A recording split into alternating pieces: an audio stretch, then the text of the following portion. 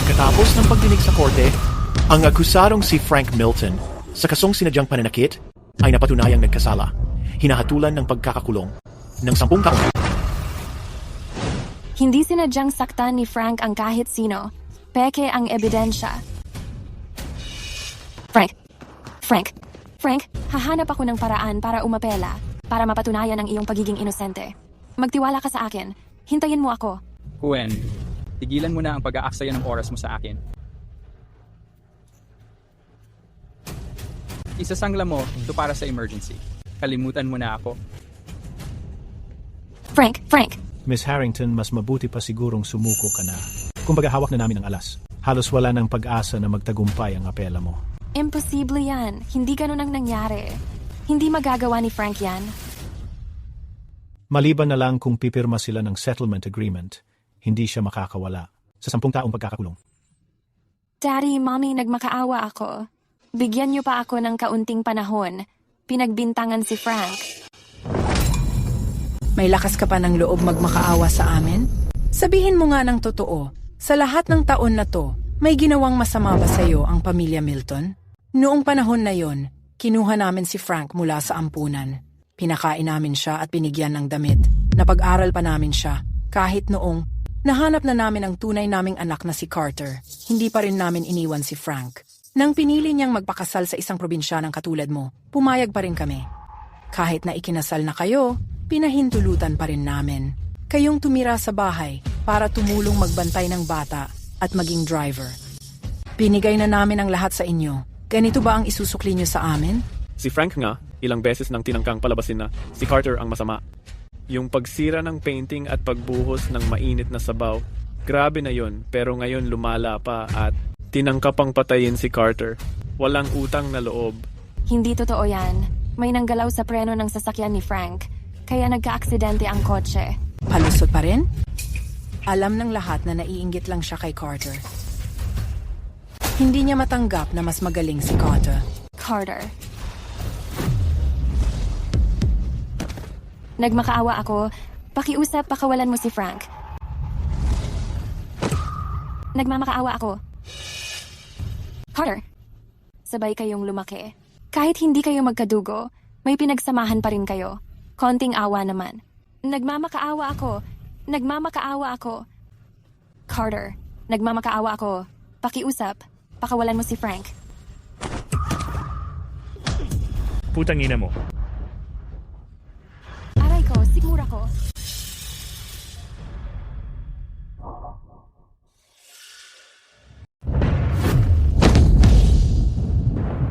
Tia, lahat ng tao sa pamilya Pennington. Kahit maubos pa lahat ng meron kami, hahanapin namin ang pinsan ko para sa'yo. Ang hinihiling ko lang, itigil mo na ang pagpapahirap sa sarili mo. Anak ko, 7 araw ka nang hindi kumakain. Kung magpapatuloy ka pa, ang kalusugan mo ay babagsak. Kung ayaw mong kumain, gusto mo bang mamatay kami? Anak, sige na, kumain ka naman kahit kaunti. Talaga bang gusto mo na kami pa ng nanay mo? Ang maglibing sa sarili naming anak? Siya na. Luluhod na ako. Pakiusap, nagmamakaawa ako. Tay. Nay. Huwag niyo na po itong gawin. Wala po akong silbi. Hindi ko na protektahan ang anak ko. Lagpas 20 taon na ang nakalipas. Hindi ko man lang alam kung buhay pa si Brian o patay na siya. Kung maayos pa siya, kung may asawa at mga anak na, o kung hindi man lang makakain ng mainit. Buong taon, araw-araw iniisip ko siya. Pero kahit bakas man lang niya, hindi ko mahanap. Madam, kumain na po kayo kahit konti lang. Tumatanda na po si Master at si Madam. Hindi na po nila kaya ang ganitong pabigat. Hindi ako karapat-dapat maging ina. Tuwing maiisip ko na nagugutom at nilalamig si Brian, o kung pinapahirapan siya, kung para siyang asong gala, parang yung puso ko. Punit na punit sa sakit. Bilang ina niya, hindi ko man lang siya naprotektahan. Maski sa kamatayan, hindi ako magkakaroon ng kapayapaan. Edith, Tumawag ka ng ambulansya. Bilis! Miss Harrington, ligtas muna ang sanggol. Pero kailangan mo mag-bed rest at wag na wag kang mag-overwork. Kung hindi, Salamat. Naiintindihan ko.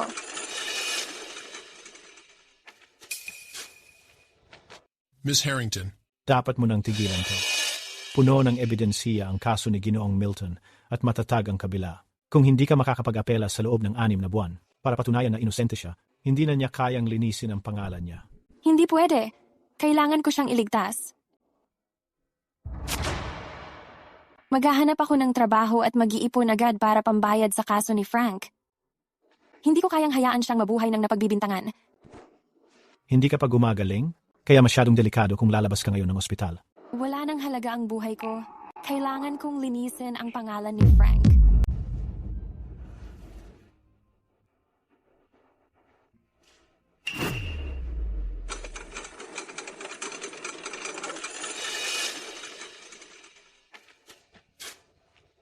Bilisan mo o babawasan ko ang sahod mo.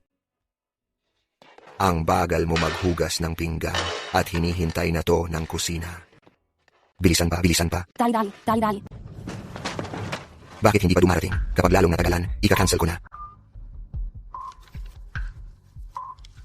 Anong gagawin ko? Malapit na ang 6 na buwan at hindi ko pa rin naiipon ang pera. Hindi pwede. Hindi ko pwedeng hayaang makulong si Frank ng walang sala. Doktor, gusto kong ibenta ang dugo ko. Kailangan ko talaga ng pera ngayon. hindi pwede. Labag yan sa batas at ang katawan mo, hindi kakayanin. Wala na akong ibang choice. Nakakulong nang wala sa lugar ang asawa ko. Kung hindi ko maipon ang pera, pangapela, makukulong siya ng 10 taon. Naghahanap ang mayaman na pamilya Pennington ng yaya. Malaki ang sahod at gusto nila ay masipag at matiyaga. Pero may kakaibang ugali si Ginang Pennington. Nakapatalsik na siya ng higit 100 yaya. At saka, buntis ka pa. Hindi ka tatanggapin. Ayos lang. Basta't maligtas ko ang asawa ko, kahit gaano kaliit ang pag-asa, susubukan ko pa rin. Hindi ako takot kahit gaano kahirap. Ngayon, hindi na nila mahahalata na buntis ako. Pinakamalaki na dito, mukhang medyo malaki lang ang tiyan ko. Dapat kaya ko itong itago.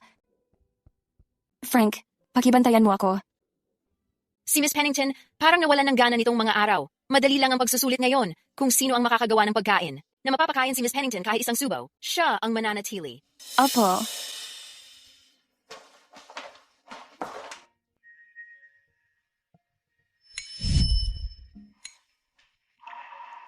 Anong niluluto mo? Ang bango ng amoy. Alam kong maaga pa lang sa pagbubuntis mo kaya wala kang masyadong gana. Ginawan kita ng paborito mong sopas ng kalapati para matulungan kang kumain. Nagdagdag pa ako ng ilang sangkap na maganda para sa tiyan mo. Ganun ba? Maganda ito para sa baby. Gusto ko ring matutunan gawin yan. Siyempre, gagawin ko kahit anong gusto mo, hon? Tikman mo na.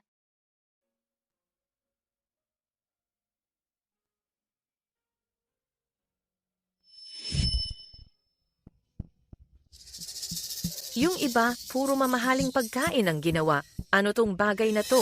Parang tubig lang na may sabaw. Ang mura naman masyado nito. Niloloko mo ba ako ng kalderetang ito ng sopas? Hindi ito basta-basta lang. Sopas ng kalapati ito.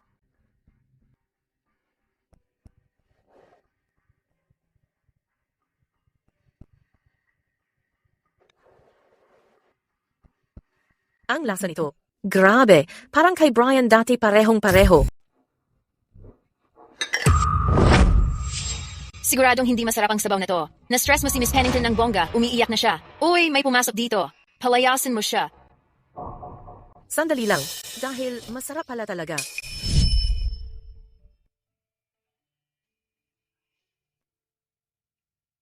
Ma, tikman mo tong sabaw ng kalapati na ginawa ko para sa'yo. Sinunod ko talaga yung recipe. Sabi ni Doc, kapag ininom mo tong sabaw na to, mas bibilis daw pagaling mo. Siga, ang bait talaga ng anak kong si Brian. Anong nangyari sa kamay mo? Napasok ka ba habang ginagawa yung sabaw? Ayos lang. Basta gumaling ka lang agad. Wala tong maliit na paso na to.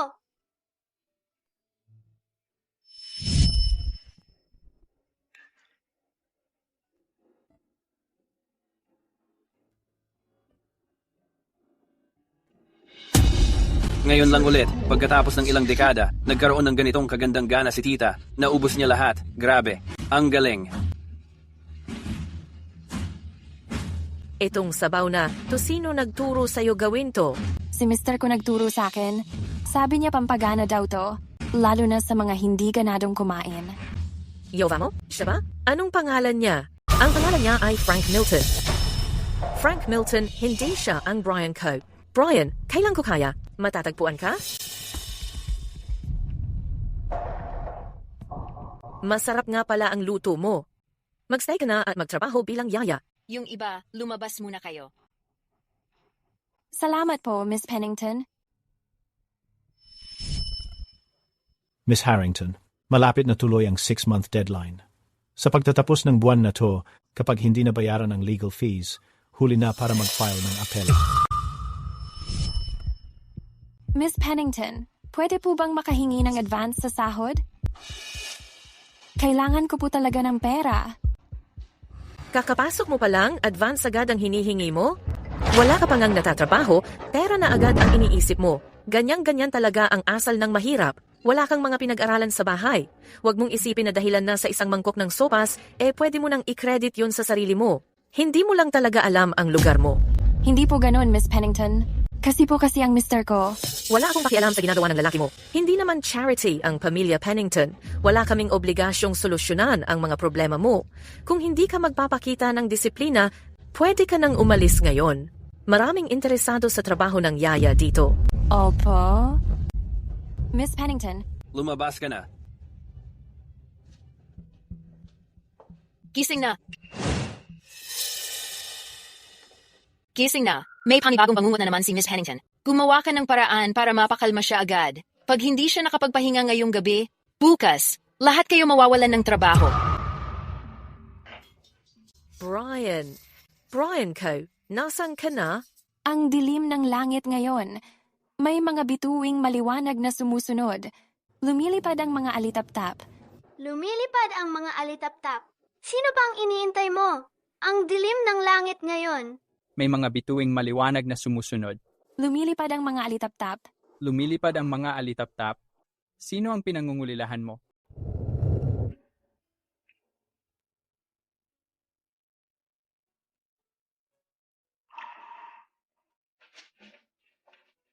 Ginang Pennington, gising ka na pala.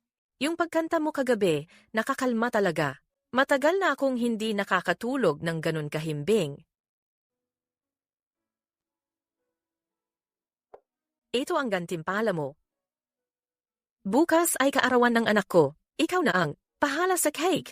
Huwag mo akong bibiguin. Salamat po, Ginang Pennington. Gagawin ko po ang lahat. Uy, ang yabang. Ilang araw pa lang siya dito, napalapit na agad kay Ginang Pennington. Hindi pwede to. Hindi ko hahayaan na maungusan niya ako. Kailangan may gawin ako.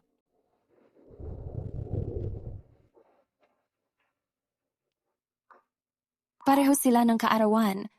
Lahat meron ang mga mayayamang bata, pero si Frank nag-iisa lang, nagdurusa sa kulungan, ni hindi man lang siya nakakakain ng mainit. Hindi ba birthday ngayon ng batang amo? Bakit bakante pa rin yung upuan? Huwag kang magtanong ng hindi dapat. Hindi mo na yung problema. Brian, ngayong araw ako gumawa ng paborito mong mango cake. Umuwi ka na agad ha? Naghihintay ako sa'yo. So nawawala pala ang anak ni Ginang Pennington. Kaya pala, sayang itapon. Ang ganda ng cake na to. Tamang-tama. Panay pagpapakitang gilas niya kay Ginang Pennington. Ito na ang pagkakataon ko para mapaalis siya. Masama ang mood ni Ginang Pennington. Wala siyang ganang kumain. Ayaw na niya ng cake. Kung okay lang sa inyo na to. Salamat po.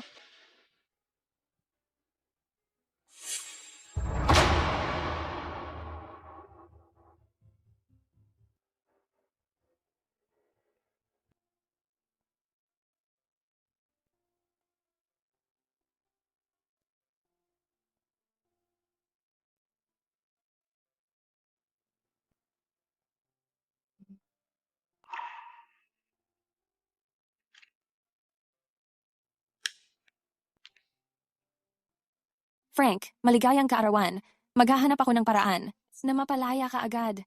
Naghihintay kami ng baby para sa'yo.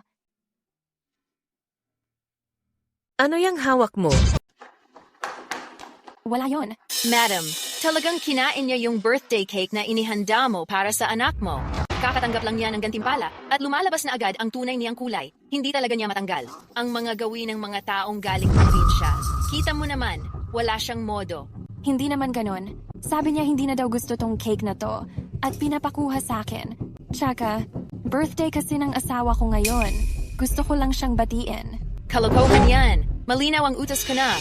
Tong cake na 2 ay personal na inihanda ni Madam para kay Brian. Bawal na bawal mong galawin yan. Paano mo nagawang hiwain yan ng walang paalam? Tapos gagawa ka pa ng kabaliwan na ganito? Sobrang bastos mo naman kay Brian. Ang mga gamit ng anak ko. Akala mo ba karapat-dapat kang humawak nun?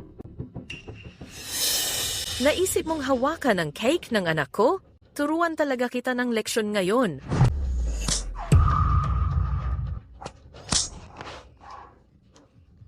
Madam, nakikiusap po ako, pakawalan niyo na po ako. Kanina, napansin kong hawak niya yung tiyan niya. Baka naman, buntis siya? Ngayon, tingnan natin kung paano ka makakapalusot. Madam, maawa po kayo. Hindi na po mauulit. Tungkol sa cake na, to, papagawa ko na lang ulit para kay Young Master. Papatawarin kita. Paano ko ipapaliwanag to kay Brian ko? Ma'am Pennington, buntis siya. Nakikita ko na siya, Daddy. Tinatago niya yung tiyan niya. Medyo nagduda na ako noon. Nang nakita ko siyang pinoprotektahan yung tiyan niya ngayon, kumpirmado na talaga. Buntis siya. May dinadalang anak na hindi man lang natin alam kung kanino. Naglakasan pa ng loob na mag-bake ng cake para sa batang amo. Grabe, insulto to sa birthday party ng batang amo. Hindi ako. Kahit ginawa mo o hindi, kitang-kita naman sa hitsura.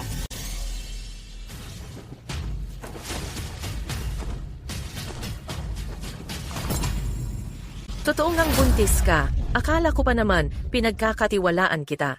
Pati yung cake para kay Brian, isang napakahalagang gawain, ibinigay ko pa sa'yo. Ganitong kapalit ang ibinibigay mo sa akin? Ma'am Pennington, itong babaeng to, itinago ang pagbubuntis para lang makapasok at makisawsaw sa pamilya Pennington. Tingnan mo yung tiyan. Mukhang malapit na siyang manganak. Pagdating ng panahon, makakakuha siya agad ng 6 na buwang bayad na maternity leave. Talagang planado to. Mas masahol pa. Alam naman yung birthday. Ngayon ng batang amo. Tapos naglakas loob pang tikman yon. Grabe talaga. Walang respeto sa batang amo. Hindi pwedeng manatili dito ang ganyang klaseng tao. Ma'am Pennington, aminado akong nagkamali ako.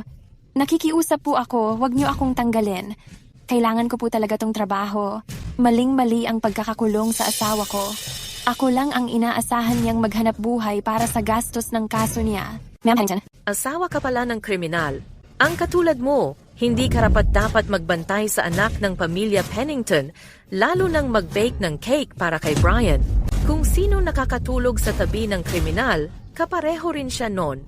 Kung kriminal ang asawa mo, ikaw rin. Sofia, paalisin mo siya ngayon din.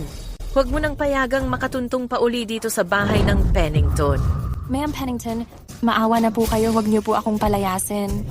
Ma'am Pennington, nakikiusap po ako, maawa na kayo. Lumayas ka, lumayas ka, lumayas ka. Malas ka lang talaga.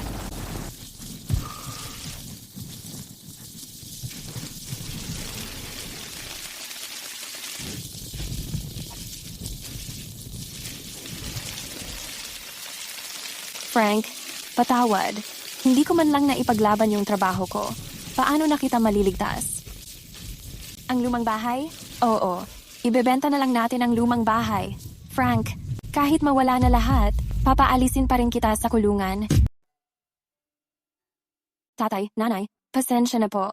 Nabigo ko kayo. Pero nakakulong pa rin si Frank at hinihintay ako. Wala na akong magawa kundi ibenta ang bahay ng pamilya. Sana marinig ninyo ako diyan sa langit at patawarin niyo ako sa desisyong ito. Aray, sino ba naman to? Bumalik na ang talunan ng pamilya natin. Tito, anong ginagawa niyo dito? Pakinggan mo ang sinasabi mo. Ano bang ibig mong sabihin na anong ginagawa namin dito? Bahay to ng pamilya Harrington. Bakit? Hindi ba kami pwedeng tumira dito? Yung bahay na iniwan ni na lolo at lola, binigay na yon sa inyo. Itong bahay ng pamilya bawat pader nito ay itinayo ng mga magulang ko. Paano magiging inyo to? Wala kayong kinalaman dito. Sino nagsabing wala kaming kinalaman dito? Nag-asawa ka ng kriminal, dala-dala mo pa yung problema niya. Matagal ka na naming hindi tinuturing na Harrington. Patay na ang mga magulang mo mahigit 10 taon na.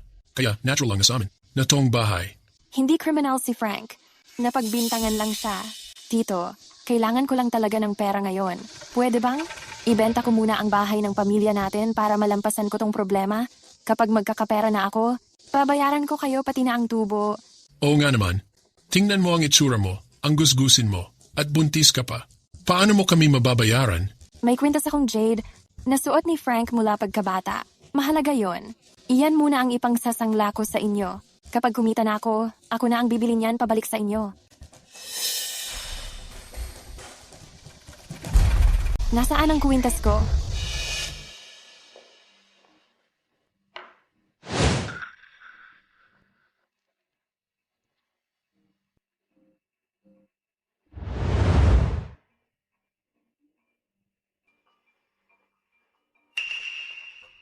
Ang kwintas na ito ay kay Brian. Buwadya. Tia, anong meron? Bilis, tingnan niyo agad ang CCTV footage. Saan talaga galing tong kwintas na to talaga nang galing? Paano ko to ipapaliwanag kay Brian? Siya pala talaga. Dalian ninyo. Alamin ninyo agad ang buong background ni Gwen Harrington at ang lahat tungkol sa asawa niya. Sipo.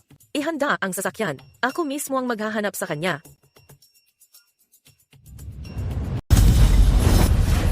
Anong pendant? Sa tingin ko, malinaw na may masama siyang binabalak. Gusto lang talaga niyang lokohin tayo. Una, ibebenta niya ang bahay ng pamilya. Tapos, gamit ang pera, maglalaho siya. Wag na wag mong galawin ang bahay na to. Talagang napagbintangan lang si Frank. Tita, tito, malapit na ang deadline ng apela niya.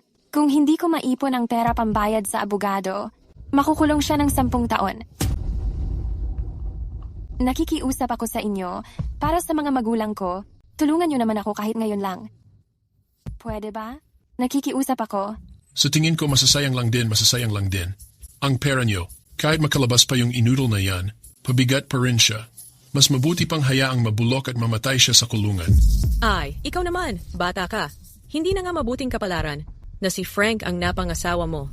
Ngayon pa, na nakakulong siya, kailan ba matatapos to? Sa tingin ko, dapat magplano ka na ng iba. Si Fred yan sa baryo. Kakapaglibing lang ng asawa niya. May kaya ang pamilya niya. Dapat pakasalan mo siya. Pwede ka pang magkaroon ng dote. At saka, magkakaroon ng masasandalan ang anak mo sa sinapupunan mo. Tama ang tita mo. Pakasalan mo siya, mamuhay ka ng maayos, at huwag mong sayangin ang lahat ng hirap namin sa pagpapalaki sa iyo mula nang namatay ang mga magulang mo. Tama nga. Kailan niyo ba ako inalagaan? Kahit nga tuition ko sa kolehiyo, pera ko na pinaghirapan ng ginastos. Tigilan niyo na ang satsat. Ito, hindi mo na desisyon to. Ngayon, ikaw ay magpapakasal sa kanya gusto mo man. O hindi. Lumayo kayo. Sir Police. Nakikiusap ako. Makita ko lang sana ang asawa ko. May masama akong kutob. Baka may nangyari sa kanya. Presinto ito. Ang mga preso na walang espesyal na pahintulot, hindi pwedeng lumabas. Bumalik ka sa pwesto mo. Huwag kang mag-eskandalo. Gwen.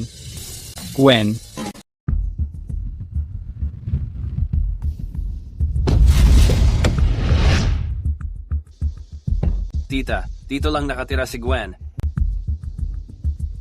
Sabihin mo muna kay Fred, maghanda na siya. Mamaya-maya, ipapadala na natin siya doon. Tama, sandali lang. Yung pasaway niyang anak, baka hindi makarating.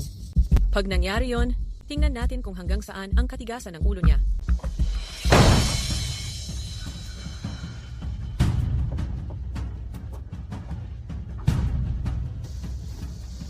Nasaan si Gwen? Sa dami ng taong to. Nagkagulo ba dahil kay Gwen na naman? Baka nagkaproblema na naman yung Gwen na yan sa labas. Hindi pwede na madamay pa tayo. Aba, walang Gwen dito. Wala talaga si Gwen dito. Mali ang napuntahan nyo. Tama yan. Simula nang ikinasal siya, hindi na namin siya nakita ulit. Hindi namin alam kung nasaan siya. Hindi pwede. Dito talaga ang tinuro ng nahanap namin. Nandito siya siguro. Buksan mo ang pinto. Tara, silipin natin sa loob. Hindi talaga pwede. Walang tao diyan sa loob. Ito yung lumang bahay ng pamilya Harrington. Hindi kayo pwedeng pumasok. Dugo. Bilis, buksan nyo na ang pinto. Hindi ganun ang iniisip nyo. Kumatay lang kami ng manok ngayon. Hindi pa namin nalilinis. Tabi. Umalis ka riyan.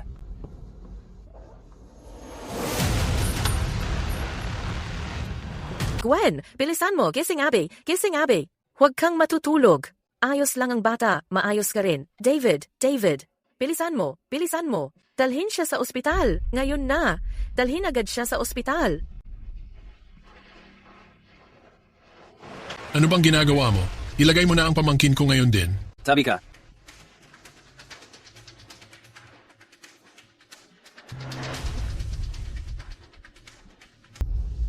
Mahal na Diyos, pakiusap.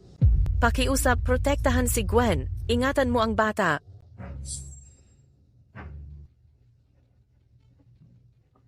Hindi mo ba sinabi na wala si Gwen dito? Na walang tao sa bahay? Ano ba talaga ang nangyayari?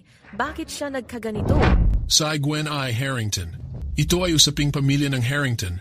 Anong pakialam mo bilang tagalabas? Huwag kang makialam. Tama. Dinidisiplina ko lang ang sarili kong pamangkin. Hindi mo dapat panghimasukan to. Kung matalino ka, umalis ka na rito. Lumaysa. Una mong sinadyang saktan si Gwen, tapos ikinulong mo pa siya sa kwarto, pinabayaan mo talaga siya. Ito ay malinaw na pananakit at ilegal na pagkakakulong. Gumagawa ka ng krimen. Akala mo ba laruan lang ang batas? Pamangkin ko si Gwen. Maaga nang namatay ang mga magulang niya, kaya natural lang. Nasa akin, bilang tito niya, ang responsibilidad na disiplinahin siya. Disiplinahin ko siya kahit kailan ko gusto, kahit paano ko gustuhin. Walang galang siya sa nakakatanda, kaya nararapat lang na maturuan siya ng leksyon. Hindi mo lugar na mamuno rito at utusan kami. Huwag mong isipin na dahil mayaman ka, espesyal ka na. Dito sa pamilya namin to. Tama na yan hasta mong ganyan dito. Kung alam mo ang ikabubuti mo, umalis ka na. Ang kapal ng mukha. Sino ka ba para pagsabihan ng ganyan ang tiyahin ko? Ganito talaga ugali ko. Bakit? May problema ka? Sino ka ba talaga? Para sermonan mo ako ng ganyan? Akala mo kung sino ka na? Ay naku, hindi ko lang siya pinagsasabihan. Irinutula ko. Panga siya. Ano ngayon ang gagawin mo? Alam mo ba kung sino siya talaga? Wala akong pakialam kung sino man siya. Sinaktan mo ang kasama ko. Ngayong araw na to, huwag mo nang asahang makakaalis ka ng buo rito sa Riverbend. Idilat mo ang mga mata mo at tingnan mo ng mabuti. Siya ang pinakamayaman sa Seaview. Pinuno ng pamilya Pennington, Edith Pennington. Ito. Ano? Edith Pennington?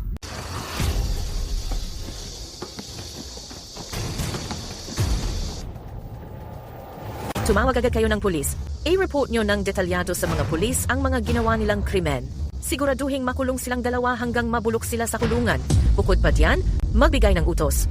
Kapag nakalaya na sila matapos ang sentensiya, ipaabot kay Mayor. Napaalisin sila sa Riverbend. Huwag na silang papayagang makabalik doon kahit kailan. At saka, ipaalam din sa lahat ng negosyo. At mga may-ari ng paupahan sa Seaview, bawal silang patirahin kahit kanino. Dapat nilang pagbayaran ang mga kasalanan nila. Oh, tiya. Miss Pennington, bulag kami na nakakainsulto kami sa inyo. Ito ay isang malaking hindi pagkakaunawaan lang. Ikaw pakiusap, intindihin mo na lang sana. At palampasin mo na kami ngayon. Madaldal lang talaga ako. Kasalanan ko lahat ito. Ako ang naging bulag. Pakiusap, alang-alang kay Gwen. Patawarin mo na kami. Nakikiusap ako sa'yo. Hindi na namin ulitin. Bigyan mo naman kami ng konting awa. At patawarin mo na kami. Ang kapal naman ng mukha mong banggitin si Gwen. Sinaktan mong ganyan ang bata. Tapos ngayon gagamitin mo pa. Siyang dahilan para magmakaawa? Wala ka talagang hiya. Miss Pennington, ano po ba talaga ang relasyon ninyo kay Gwen Harrington? Si Gwen ay manugang ko. Ang dinadala niya ay isang Pennington. Sa pananakit mo sa kanya, kaaway mo na ang buong pamilya Pennington.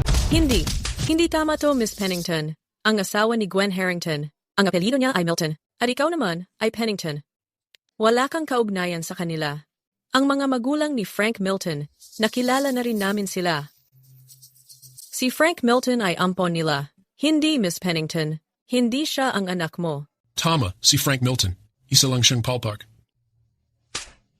Sino ka ba sa tingin mo? Anong karapatan mong magsalita ng ganyan tungkol sa anak ko? Miss Pennington, si Frank Milton na yan. Nakilala na namin ang mga magulang niya. Dati siyang driver ng pamilya Milton. Ang buwan ng sahod niya, ni hindi umaabot ng $3,000. Napakaawa ng kalagayan niya dati. Hindi siya ang anak mo, Miss Pennington. May mali dito. Siguradong may pagkakamali. Security, bagbugin sila. Paluhain mo sila. Ipamukha mo sa kanila kung anong halaga ng pambabastos sa anak ko. Miss Pennington, nakikiusap ako. Para sa kapakanan ni Gwen. Dahil kay Gwen, maawa ka. Pakawalan mo na kami. Bilis! Pumunta ka sa ospital. Tingnan mo si Gwen at ang apo ko. Opo, ma'am. Panginoon, pakiusap po. Pakisuyo, protektahan niyo ang aking manugang. Sana maging ligtas ang sanggol. Kamusta na siya? Congrats, Miss Pennington. Miss Harrington, nanganak na po ng kambal, isang lalaki at isang babae. Maayos ang lagay ng nanay at mga bata. Ayos yan talaga. Nakakatuwa talaga ito. Salamat sa Diyos. Ako, si Edith Pennington, may mga apo na ngayon. Ipakalat nyo na lahat ng medical staff dito sa ospital. Makakatanggap ng 3 buwang bonus. Isipin yung biyaya yon para sa aking mga apo. Ang mga lupa ko sa silangan, yung mga villa sa tabi ng ilog, ililipat lahat sa pangalan ng mga apo ko. At bigyan sila ng tig 10% ng shares ng Pennington Group. At saka, yung mga gamit mula sa private collection ko, ang mga alahas at ginto, ang mga nido at mga pampalusog, ipadadala lahat kay Gwen. Siguraduhing maalagaan mabuti ang katawan niya. Huwag niyong hayaang may kakailanganin siya. Malaking okasyon ito para sa pamilya Pennington. At kayong lahat, huwag din kayong magtipid, ha? Para sa mga mahal kong apo, maghanda kayo ng magagandang regalo. Palakihin niyong spoiled sila mula ngayon. Narinig niyo ba ako? Tia, pakiusap, wag muna kayong masyadong kabahan. Kahit tugma yung jade pendant, maaaring nagkataon lang. Paano kung mali tayo? Mas maganda sigurong magpa-DNA test muna tayo. Paglabas ng resulta, hindi pa huli gumawa ng handa. Si. Ipapaubaya ko ang DNA test sa inyo. Basta, wag niyo lang pababayaan si Gwen at ang mga apo ko.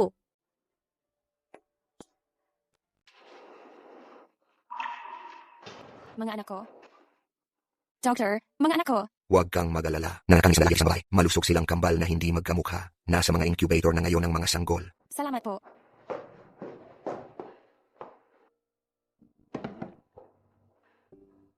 Miss Pennington, salamat sa pagsagip mo sa akin at sa mga anak ko. Yung bayarin sa ospital, gagawan ko talaga ng paraan para mabayaran kita. Hindi ko talaga kayang tumbasan ang kabutihan mo. Hindi ko alam kung paano magpapasalamat. Sa susunod, kung kakailanganin mo ako para sa kahit ano mahal, gagawin ko talaga. Mahal, humiga ka muna. Sige na, please. Noon, maling-mali ang iniisip ko sa'yo.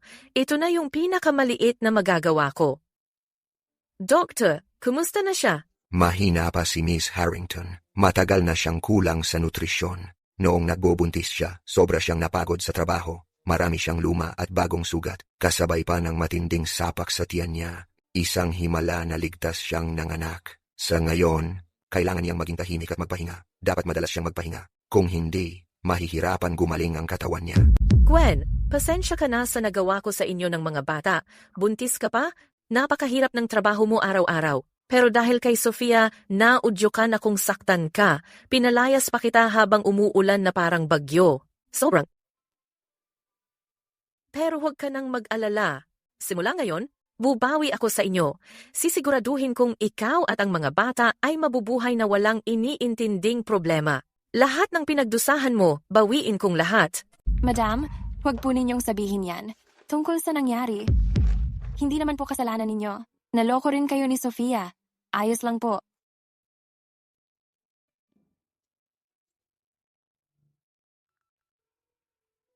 Hello. Paalisin si Sofia sa bahay ng Pennington ngayon din.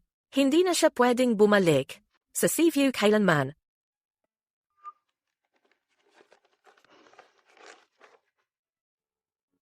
Gwen, sa iyo ba ito?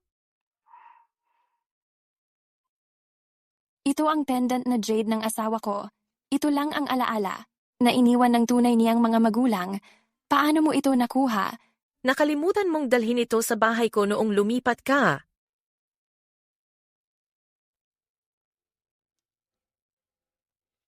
Paano mangyayari ito? Anak ko, ako ang tunay na ina ng asawa mo. Patawad po. Hindi ko sana pinaniwalaan ang mga kasinungalingan. Napatulan ko pa, halos nasaktan ko pa, ang sarili kong mga apo. Frank ay tunay na anak ng pinakamayamang babae. May magandang balita ako, Tia. Lumabas na ang resulta ng DNA. Ang dalawang batang ito, tunay ngang mga apo mo.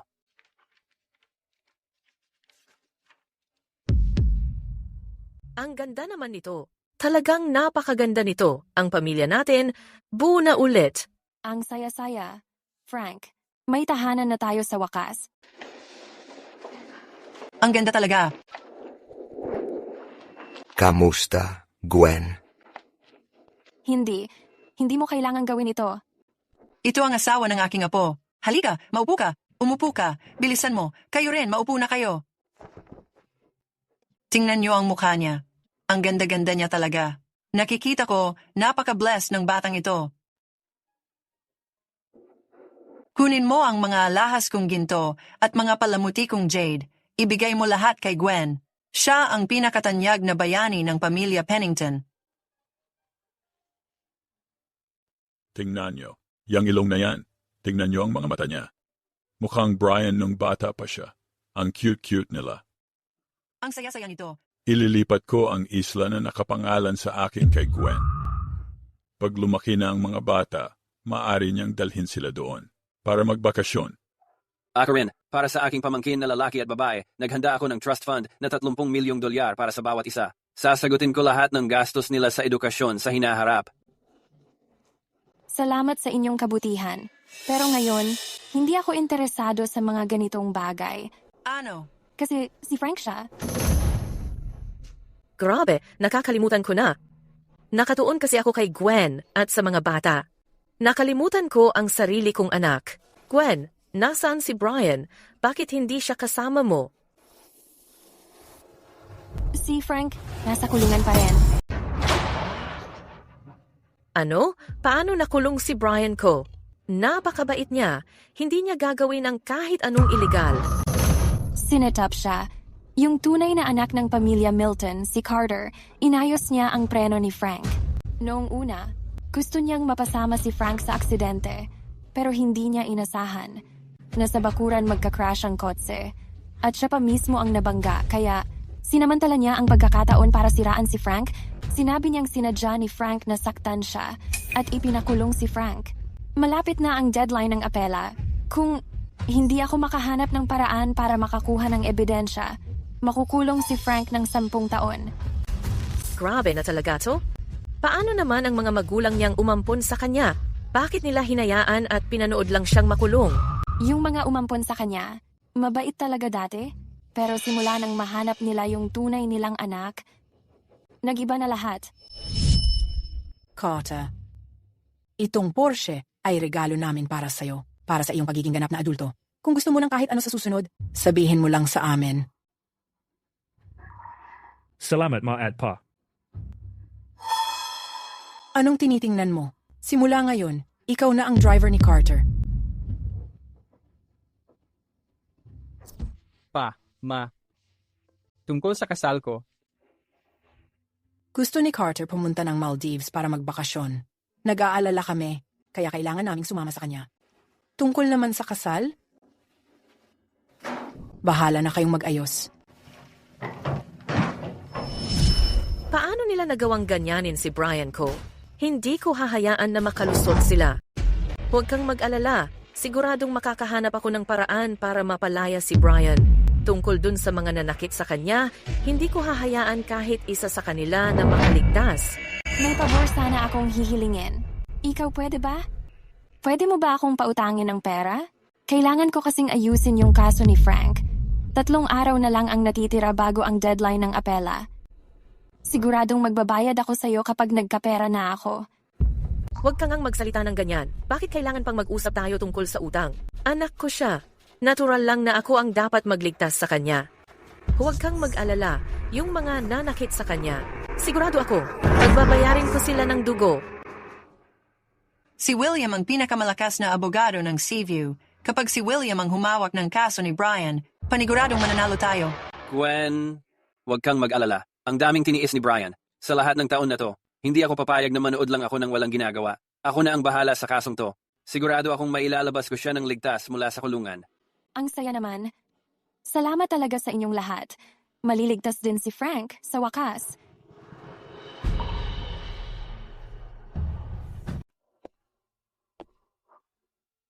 Gwen, ang hirap ng pinagdadaanan mo nitong mga nakaraang araw. Wala yon. Basta't malinis ang pangalan mo. Game ako sa kahit ano. Huwag kang mag-alala. Nag-hire ako ng top tier na abogado ngayon para ipagtanggol ka. Malilinis natin ang pangalan mo, sigurado. Oo nga pala. May anak na tayong lalaki at babae. Paglabas mo, buo na ulit ang pamilya natin. Hanggang ngayon, hindi ka pa rin sumusuko? Sa puntong ito, sa tingin mo pa rin, mapapawalang sala ka? Nagkakandara pa ka na sa ilusyon mo? May ebidensya kasing ikaw ang nanakit kay Carter. Ano pa bang dapat pag-usapan? Mas mabuti sigurong umamin ka na lang at tanggapin ang parusa. Frank, alam ko naman, palaging naiinggit ka sa akin kasi. Mas mahal ako nila mama at papa. Pero ikaw ang nanakit sa akin. Yan ang totoo. Pag may nagawa kang mali, dapat mong panagutan. Sinungaling ka. Tahimik po sa korte, pakiusap. Magsisimula na ang paglilitis. Brian, sa wakas, nahanap din kita. Huwag kang mag-alala. Siguradong mapapatunayan kung inosente ka. Lahat ng nanakit at ng api sa'yo, papatawan ko ng kaukulang parusa. Ngayon, nagsimula na ang paglilitis. Kagalang-galang na hukom, ayon sa mga natuklasan ng aming pribadong investigador, mas malalim ang nangyari kaysa sa iniisip natin. Ang totoo, nagplano si Carter kasama ang isang mekaniko. Napakialaman, ang preno ni Frank, para patayin siya. Pero sa huli, dahil sa kapabayaan ng mekaniko, nawalan ng kontrol ang sasakyan sa driveway. At si Carter mismo ang nabangga, hindi sinadya ni Frank na umatake. Sinungaling ka. Paninirang puri yan. May ebidensya ka ba? Siyempre meron akong ebidensya. Tulungan mo ako. Sa preno ng mokong na si Frank, pakialaman mo, dahan-dahan lang. Babayaran kita ng malaki kapag natapos na, at sigurado, hindi ka na magugutom habang buhay. Gusto ko siyang mamatay. Carter, magkapatid tayo. Bakit mo ako gustong patayin? Frank, hindi ko sinabi yan. Kalokohan to. Pinapabagsak nila ako. Kung gawa-gawa lang yung audio, paano naman ang video mo na nilagyan mo ang inumin ni Frank? Paano mo yun ipapaliwanag? Frank, inumin mo muna to bago ka umalis.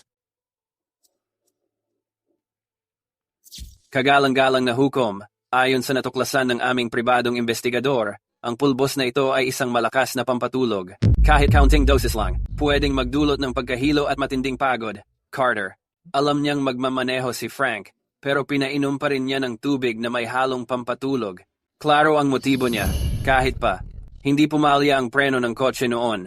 Si Frank ay, dahil sa gamot na nagdudulot ng hilo at antok, sa daan, siguradong makakaaksidente pa rin.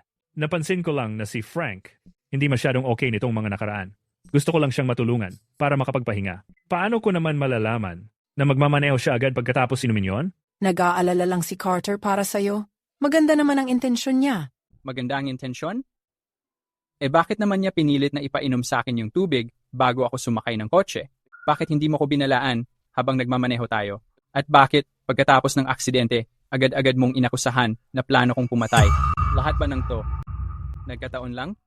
Anong problema sa ugali mo? Kahit ano pa man, si Carter ay kapatid mo pa rin. Bilang kuya niya, hindi ka ba pwedeng maging mas mabait? Kailangan mo ba talagang panghawakan ng maliit na bagay na to? Mabait?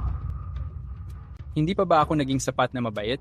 Simula nang dinala mo si Carter dito, nagiba na ang trato mo sa akin ng todo. Mula noon, ni 5 hindi ka na gumastos para sa akin. Wala ka nang binili kahit isa para sa akin. Ang nagagamit ko lang ay mga gamit niyang pinaglumaan at mga laruan niyang sira. Kahit ang pangmatrikula ko, kinita ko. Sa sarili kong part-time na trabaho. Hindi mo binayaran ang matrikula niya. Akala ko ikaw nagbayad, kaya hindi ko na tinanong. Pero ako, bawat buwan, nagpadala ng 50,000 para sa gastos. Dapat sapat na yun para sa matrikula. Paano mo nasabing wala kang pera? 50,000? Wala akong natanggap kahit piso. Akala ko si Papa ang nagbayad ng matrikula ko. Nakatira ka naman dito araw-araw. Lahat ng kailangan mo, meron ka na. Para saan pa ang ganong kalaking pera? Kung bata may ganong pera, baka puro problema lang ang abutin. Kaya ako, inipon ko lang para sa'yo. Paano naman si Carter? Bakit walang limit ang credit card niya? Samantalang ako, laging sinasabi niyong magpapakasama lang ako pag nagkapera? Sa totoo lang, ang tagal mo nang nakuha ang pwesto niya. Masyado kasing sensitibo si Carter. Ginawa lang naman namin yun. Para maramdaman niyang safe siya at maprotektahan din ang kanyang pride. Tama. Para maprotektahan ang pride niya. Kaya pala ako na lang palagi ang nasasakripisyo. Naalala ko nung 10 taong gulang pa lang ako, sa kompetisyon ng pagpipinta, ang gawa ko ang pinuri ng mga hurado. Ibinigay nila sa akin ang championship, pero sinisinyo ako na inagaw ko raw ang spotlight niya. Pinalo niyo ako at ikinulong sa bodega, walang pakain ng 3 araw. Tapos noon, natuwa pa ako dahil nagdala ako ng sabaw ng manok na ako mismo ang nagluto buong hapon, pero sinadyang silain ako ni Carter. Sinadya niyang madulas at nasunog pa siya sa mainit na sabaw. Tapos ang sabi niyo, nagsiselos lang ako sa talento ni Carter at ako raw ang dahilan kaya nawalan siya ng pagkakataong mapansin ni Miss Pennington. Hindi niyo lang ako tinanggal sa kumpanya. Pinag-driver niyo pa talaga ako. Pinaka nakakatawa pa, noong kasal ko, dahil lang sinabi ni Carter na gusto niyang mag-abroad, kayo, hindi man lang kayo nagpakita sa kasal ko. Ang ending, pinaabot niyo lang ako ng diskwentong bedding set para lang makalusot. Pagkatapos ng lahat ng ginawa niyo sa akin, paano niyo pa ako aasahan na maging mapagbigay? Ngayon ko lang nalaman. Ang dami palang tiniis ni Brian ko nitong mga taon na to. Kagalang-galang na hukom. May karagdagang ebidensya pa po kami para patunayan ang mga krimen ni Carter Milton. Ang dokumentong ito ay ang kasaysayan ng chat ni Carter Milton, kasama si Great Master AI. Maliwanag na nakatala rito kung paano niya pinalabas na kasalanan ni Frank Milton ang peking crime video mula umpisa hanggang dulo. Ang dokumentong ito ay ang testimonya ng kasambahay na nagpapatunay na tinakot ni Carter ang kasambahay na nakakita ng katotohanan at sinabihan siyang manahimik. Ito ay ang resibo ng pumunta si Carter sa botika para bumili ng sleeping pills. Carter, paano mo nagawa yon? Hindi ba sinabi mo noon na sinadya ni Frank na saktan ka? Pa, ginawa ko lang to kasi pakiramdam ko, hindi ako sigurado sa sarili ko. Natakot ako na pagkatapos niyong alagaan siya ng matagal, makalimutan niyo na ang tunay niyo anak. Natakot lang talaga ako na mawalan ng pagmamahal ninyo. Ginawa ko to kasi sobrang mahalaga kayo sa akin, kaya ako lang talaga nagawa.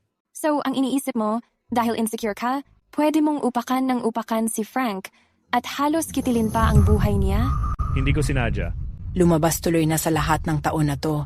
Kami pala ang may utang kay Frank. Tahimik po sa korte. Ang hatol in korte, si Frank, ay walang kasalanan. Palayain siya agad!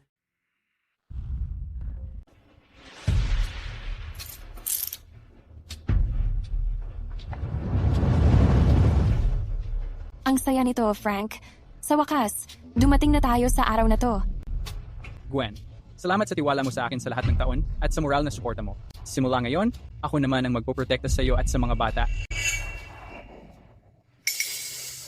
Frank, kahit nagkamali kami sa pagintindi sa iyo dati, lahat ng nangyari ay bahagi rin ng responsibilidad mo. Kung nasaktan ka, bakit hindi mo agad sinabi?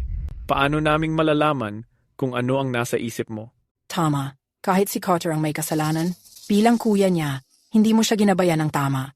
Pinabayaan mo pa siyang mainggit sa'yo. Sa bandang huli, ikaw ang may pagkukulang. Ganito na lang, humingi ka ng tawad kay Carter at tapos na ang lahat ng to. Pwede ka pang bumalik at maging driver ng pamilya Milton. Ang asawa mo, pwede ring bumalik bilang yaya. Parang binayaran na namin lahat ng utang namin sa inyo nitong mga taon. Simula ngayon, pamilya ulit tayo. Ako, magsasorry?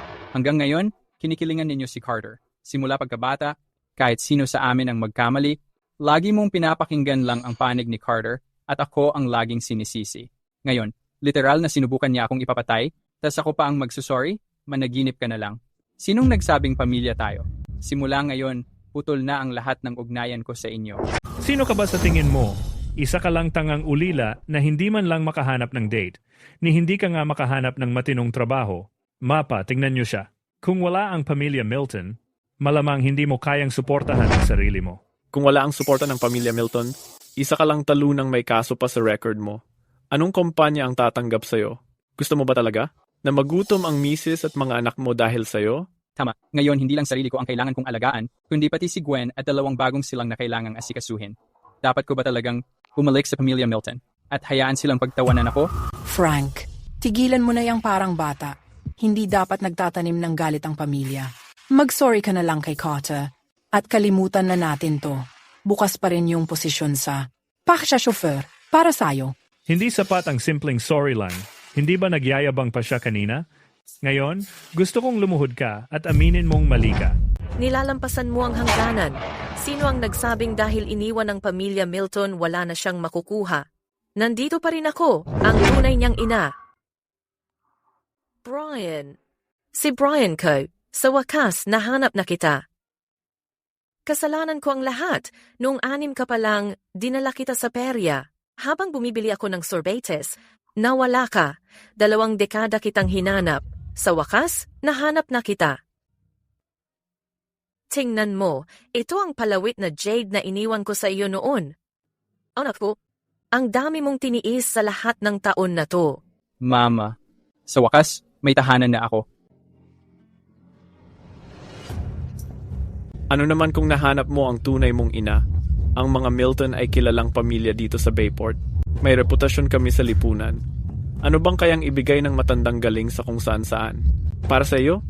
Paano mo nagawang magsalita ng ganyan tungkol sa kanya? Ano ngayon? Mga katulad mo walang klase, walang kapangyarihan, puro walang kwenta. Inaasahan mo ba talaga na maging magalang kami? Hindi ka man lang maikukumpara. Tama. Isang salita lang mula sa amin, makikita mo, pati buong pamilya mo, hindi na makakaraos dito sa Seaview. Sa ngayon, mas mabuti pang lumuhod ka at mag-sorry. Kung nagkataon na maganda ang mood ko, baka palampasin kita. Paano mo nagawa ang insultuhin ang tita at kuya ko?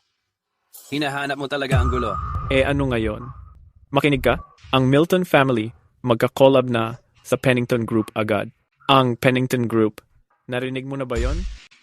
Pinakamayaman sila sa Bayport. Pag nangyari yon, maliban sa Pennington family sa Bayport, ang Milton family na ang magdidikta ng mga galawan. Mas mabuti pang magpakatalino ka, lumuhod ka at mag-sorry ka agad. Kung hindi, siguradong magsisisi ka. Talaga? Bakit hindi ko alam na ang mga Pennington magkakalap sa mga katulad nyo? Mga top-level business secret na ganito. Wala kayong karapatang malaman. Mga mukhang basurang kalye. Siyempre alam niya, kasi siya ang chairwoman ng Pennington Group, Edith Pennington. Ito. Hindi ito posible. Paano naging si Miss Pennington siya? Ihanda ang lahat ng materyales. Magdedemanda ako kay Carter para sa tangkang pagpatay. Opo, tita. Hello? Agad ninyong tipunin ang lahat ng ebidensya laban sa mga krimen ni Carter. Miss Pennington, pakiusap, magpakita po kayo ng awa. Pakawalan niyo na si Carter. Bata pa siya at pabigla-bigla lang. Iuuwi namin siya agad. At tuturuan ng leksyon. Frank, ang tagal na nating magkaibigan, parang magkapatid na tayo. Hindi mo pwedeng baliwalain iyon. Pakiusap, kausapin mo si Miss Pennington na palayain ako. Hindi ko na uulitin. Frank, tulungan mo naman ang nakababata mong kapatid. Siya lang ang nag-iisa kong tunay na anak. Hindi mo ako pwedeng hayaan lang. At panooring makulong siya. Siya nga ang nag-iisa mong tunay na anak, pero anong kinalaman niyon sa akin? Nung sinetap niya ako at ipinakulong, bakit hindi niya inisip yung samahan natin? William, huwag kang magpakita ng awa.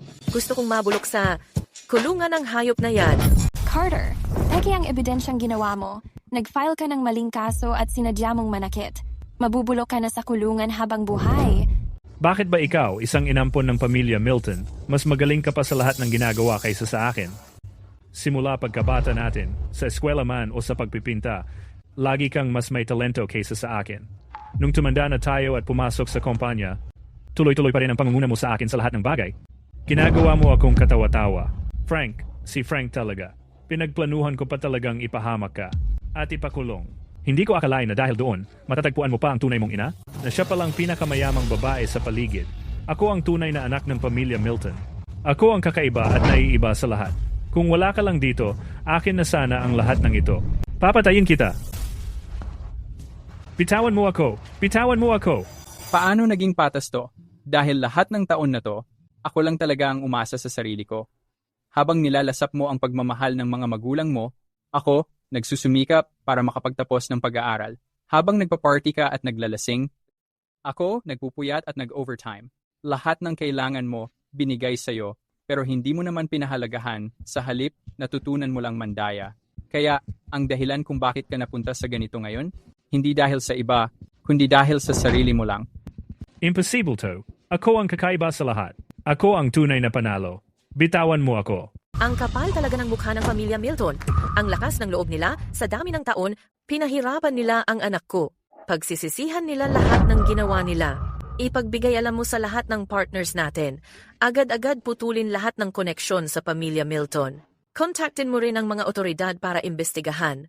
Lahat ng illegal na gawain ng mga Milton sa mga nakaraang taon. Ayoko silang makita rito sa Seaview. Wala na silang matatakbuhan.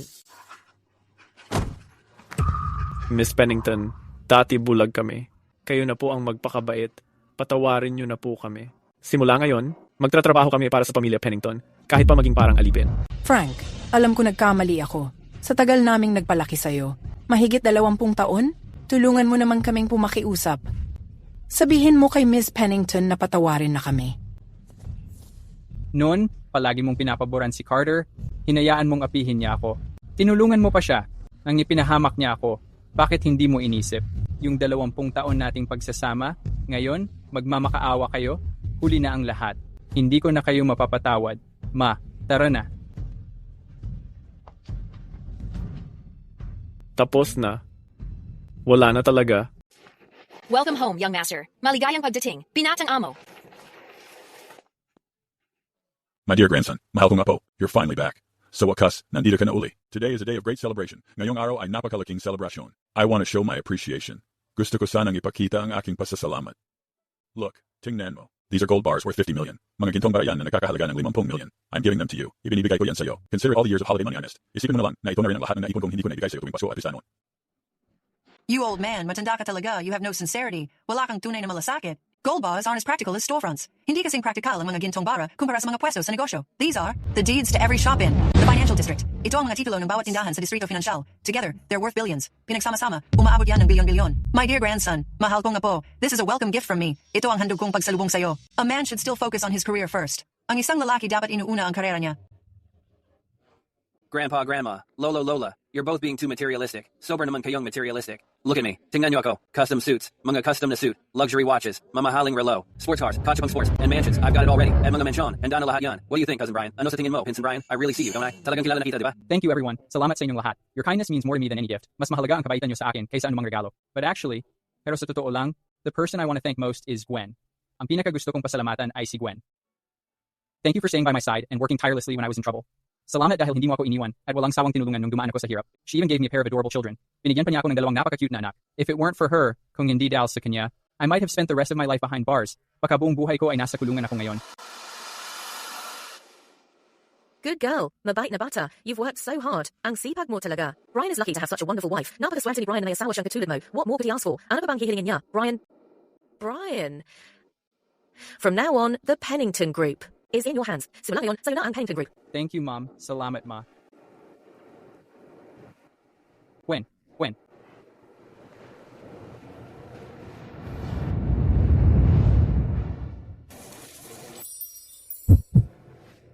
Thank you for all these years of moral support and trust. Salamat sa lahat ng taong nagsuporta at tiwala mo sa akin. Meeting you is the greatest blessing of my life. Ang makilala ka ang pinakamalaking biyaya sa buhay ko. Simula ngayon, ako naman ang magpoprotekta sa iyo at sa mga bata. Good. Naniniwala ako sa'yo.